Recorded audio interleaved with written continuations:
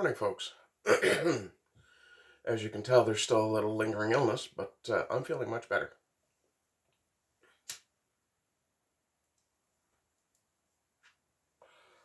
And because of that, today I'm going to talk about gratitude. Which, yes, is a strange thing to hear an atheist talk about, but bear with me.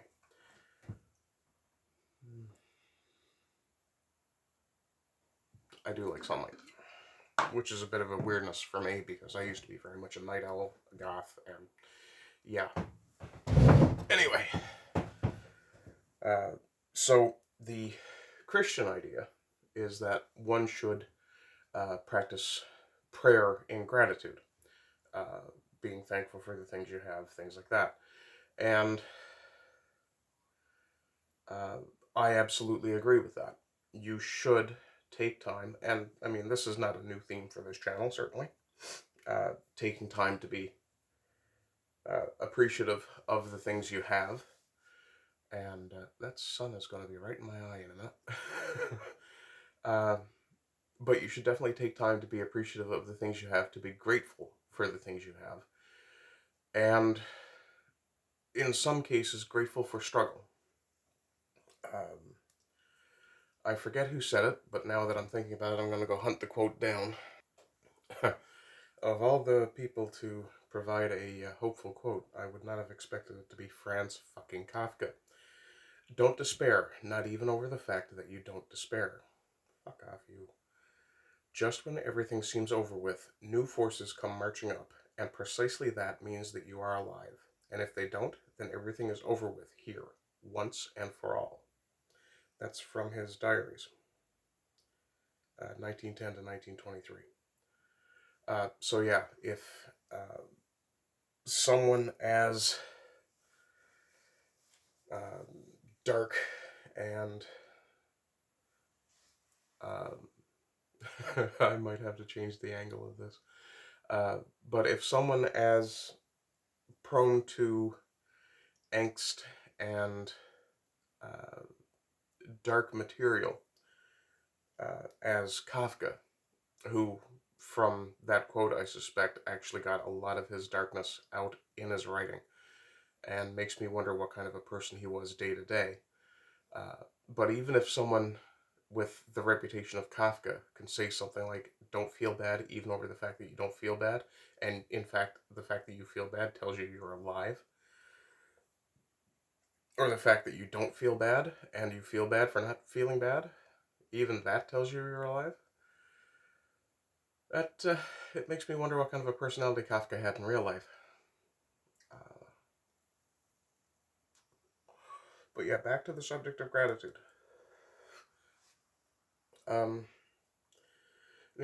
Life is struggle, whether we like to admit it or not. And a lot of us in the West are very pampered. In some ways, unfortunately, not. Though I see the attraction of being pampered and blissfully ignorant. Oh God, do I. But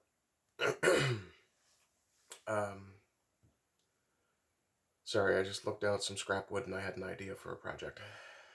I'm easily distracted, especially by woodworking. But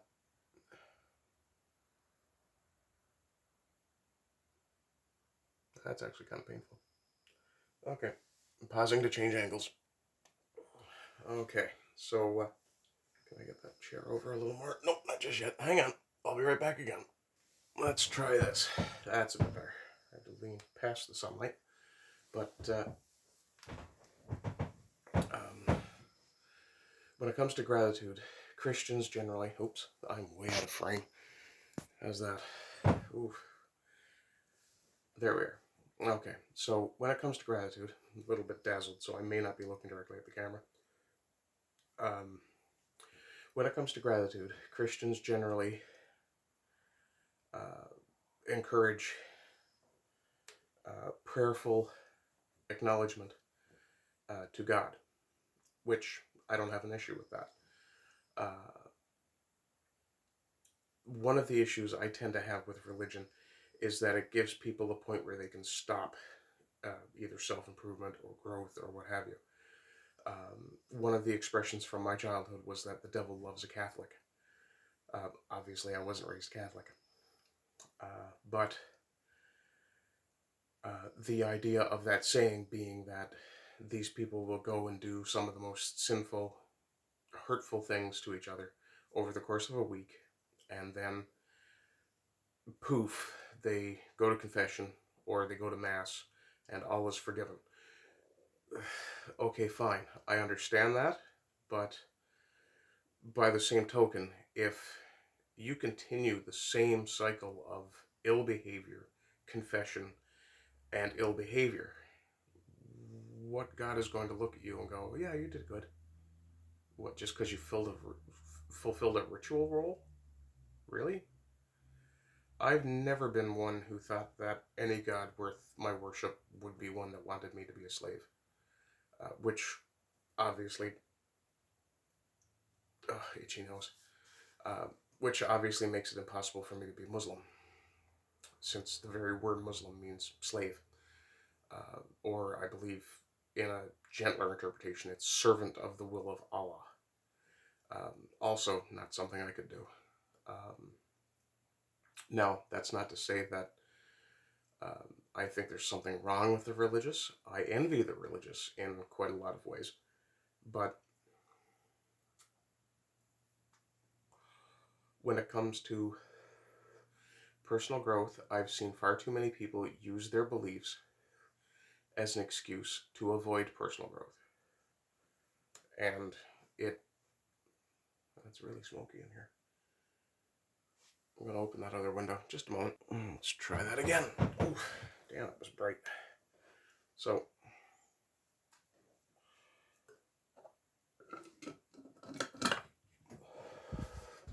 I've seen a lot of religious folk who seem to tweak that angle again.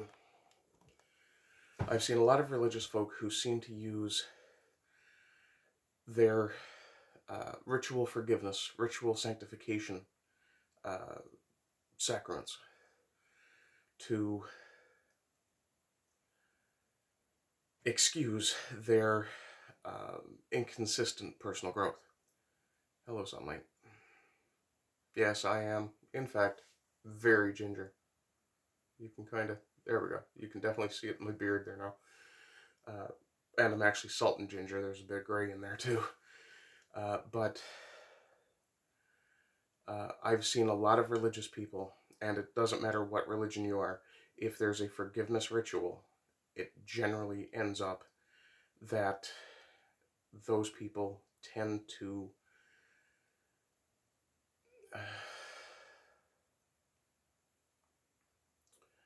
well, for example, the evangelicals have an expression, let go and let God, which basically puts all the responsibility, or, sorry, in my view, tends to push personal responsibility away and surrender the onus of personal growth and accountability to another, in this case, the deity. I don't feel comfortable with that idea. I think that it's infantilizing in a way. You're treating parishioners, for lack of a better term, and I'll use a bunch of different religious terms from different religious traditions. But to me, it seems that a lot of religious people find ways to avoid personal responsibility by saying it was God's will, or the Lord works in mysterious ways, or inshallah, the will of Allah, things like that. But sorry, this isn't confined to the Abrahamic religions. Even the New Agers, the pagans, you name it, a lot of them will have this idea that there is some greater controlling force that has some sort of plan or intentional destiny in mind for these people, and therefore anything they do that could contradict. Ow. Excuse me, bit of arthritis in my wrist today. Uh, but anything they do that could interfere with that plan, they try to avoid. Or, as I said, they'll pass these issues off to another. In this case, the creator deity or what have you. That really irks me for a couple of different reasons. Mostly because, and again, this is where my atheism starts to poke in, but also shows my previous religiosity. I don't believe any God that could create or instigate the creation of the human race would ever want us to simply stop progressing forwards, either species-wise or as a people or as a person.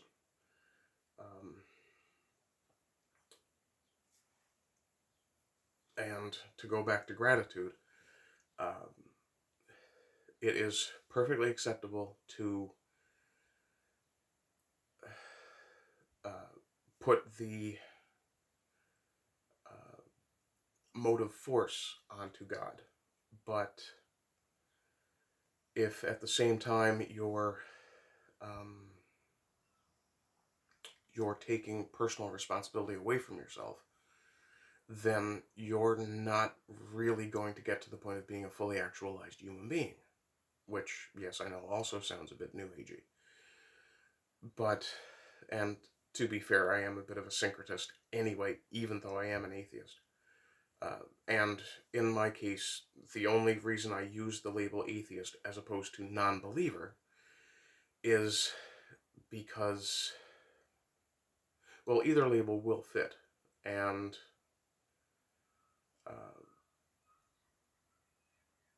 to be honest, now that I'm actually thinking about it, the atheist label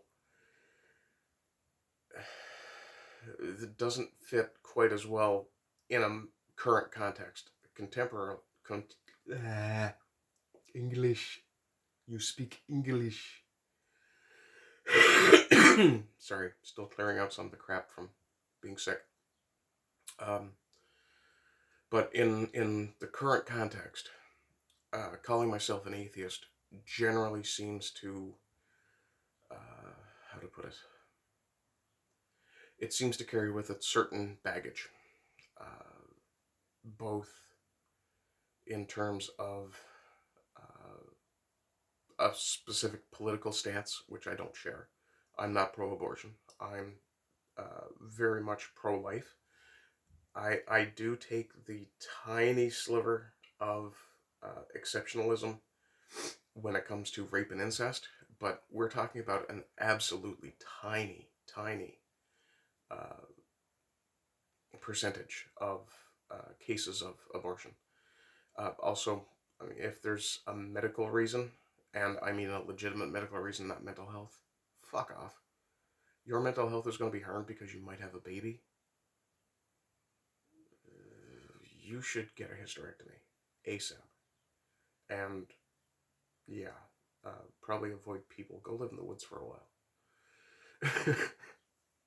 Just kidding. Don't go live in the woods. We pollute nature enough as it is. But with gratitude, and I'm going to try to stay on focus this time, but with gratitude, the acknowledgement of that which you are grateful for should, and I stress should, give you the impetus to go out and find other things to be grateful for, or to create more things to be grateful for. Go out and do something good for your community, if you have a good community. It's actually a lot harder to find than people believe. And to be fair, it's a lot easier to find than some other people believe. In some ways, the internet is a beautiful thing, because it does give us the ability to connect like-minded individuals. Of course, as with any aspect of human existence, it's a double-edged sword. Yeah, you can find people you agree with, but it also makes it very easy for people that you have a very strong disagreement with to find you. That's not necessarily a bad thing. As you guys know, I recently deleted my Twitter account. Uh, Not because I didn't agree with people on the platform, though I very much didn't, but because it's too easy to misuse that platform. It would have been very simple for me to go and pick any particular leftist figure, for example, and scroll back through all of their interactions. And I mean, a lot of this stuff is archived. You're not going to hide from it. And find, as with James Gunn, a bad joke, as with, who else has been bounced from Twitter that I can think of? Carl Benjamin, Sargon of Akkad, his non-threat to Jess Phillips that he wouldn't even rape her. These sorts of things. But it's very easy to go back and find something that isn't necessarily particularly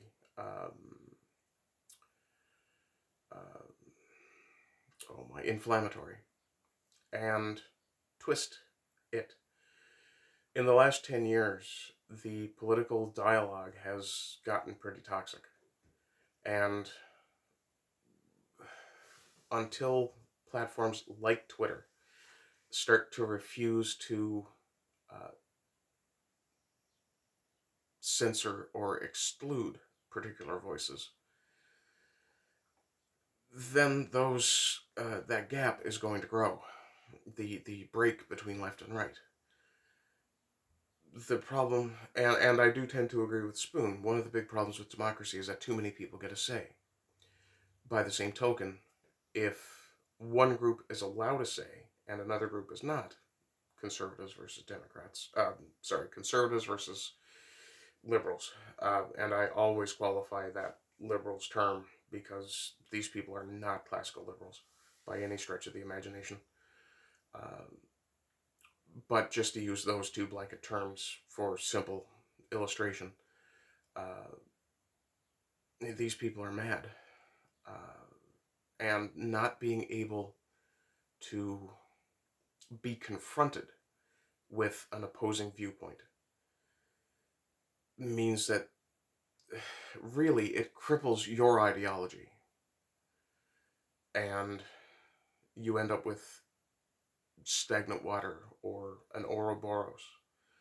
The left in the current state of the West is extremely exemplary of the Ouroboros issue, the idea that they eat their own.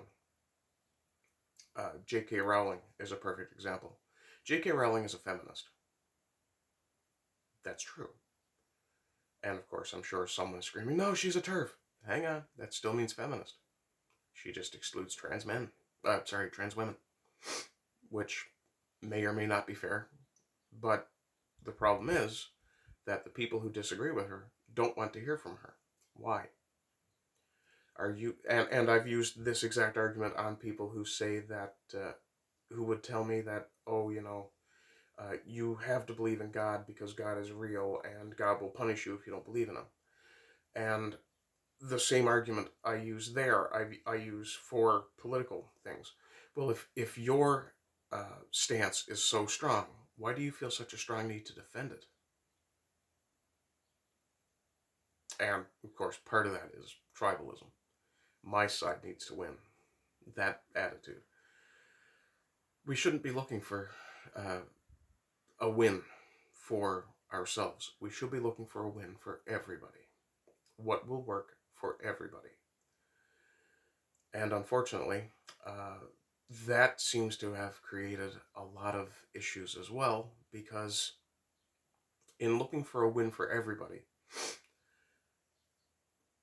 a lot of people, I'm going to sneeze just a second. Anyway, in looking for a win for everybody, a lot of people will come to the conclusion that one must be compassionate and accepting of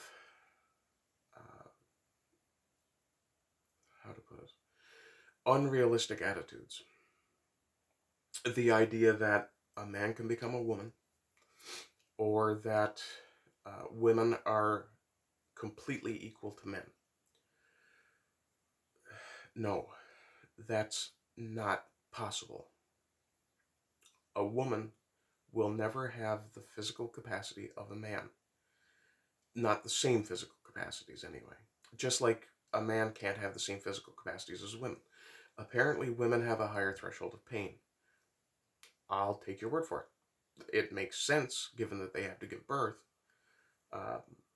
But there's also, with gingers, for example, we apparently have an, how to put it?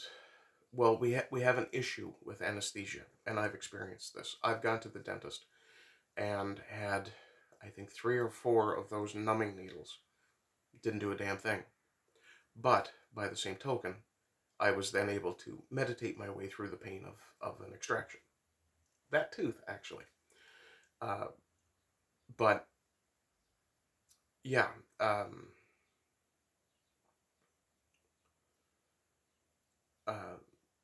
So, I mean, there are biological differences between people.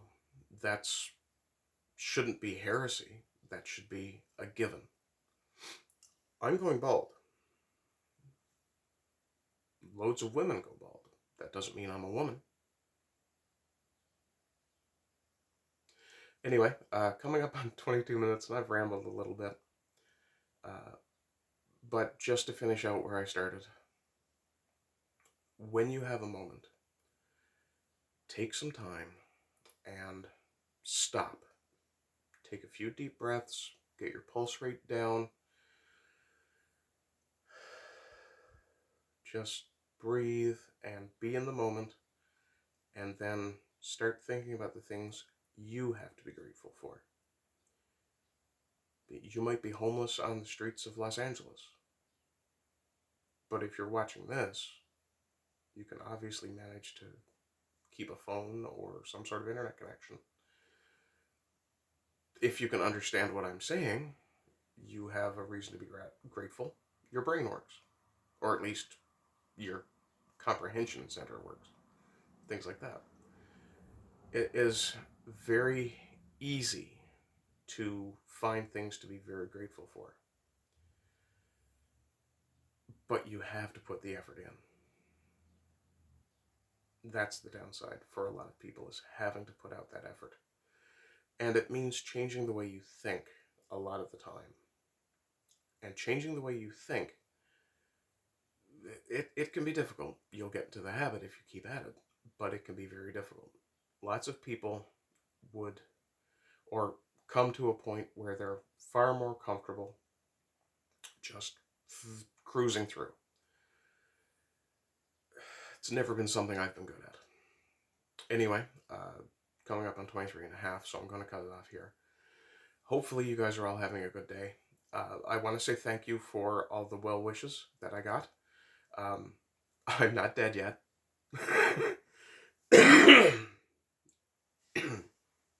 And I was never at any point sick enough to wish I was dead.